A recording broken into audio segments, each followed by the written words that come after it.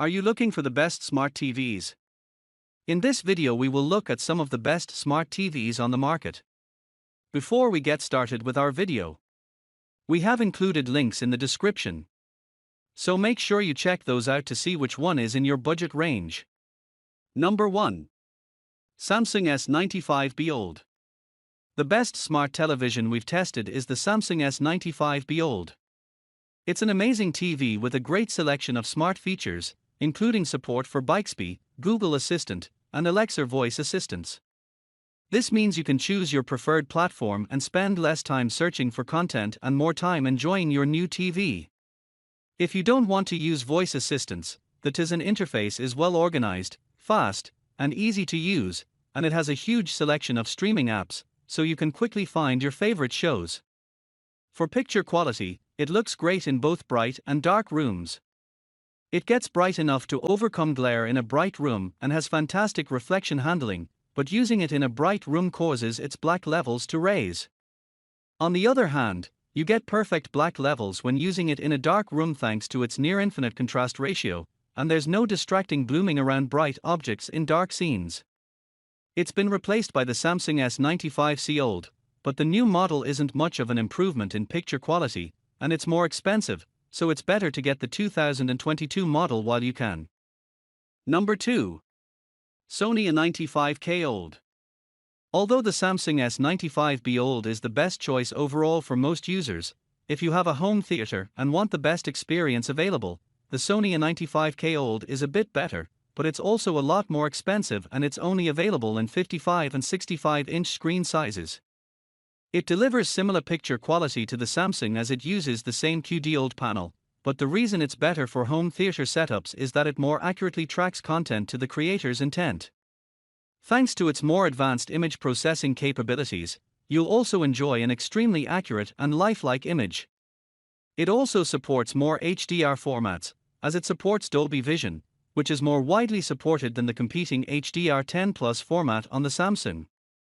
The A95K is also no slouch when it comes to smart features. It runs the built-in Google TV interface, which is a bit slower than Samsung's Tizen OS, but it has more features and a wider selection of streaming apps.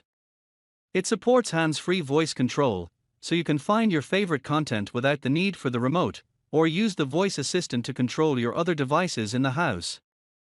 Number 3. Samsung QN90B OLED. If you're looking for the best TV for streaming in the upper mid-range price category, check out the Samsung QN90B OLED instead.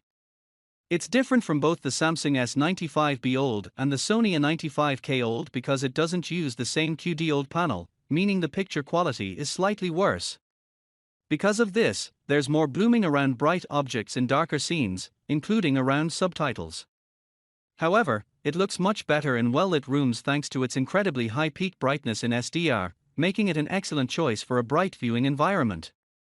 It's even bright enough to use outdoors but isn't weatherproof, so you'll need an appropriate enclosure. It also has a wide viewing angle, which is great if you have a wide seating arrangement or if you like to move around with the TV on, as the image doesn't fade or look washed out when viewing it from the sides. As far as smart features go, it's identical to the S95B, with the same great Tizen OS interface. There's a huge selection of streaming apps, and the remote makes it easy to find your favorite content thanks to its built-in support for different voice assistants. Number 4. LG B2 OLED. If you find the Samsung QN90B OLED too expensive but still want a high-end TV at a cheaper cost, consider the LG B2 OLED. It's a different type of TV than the QN90B as it uses an OLED panel, but it doesn't use a QLED panel like on the Sony A95K OLED.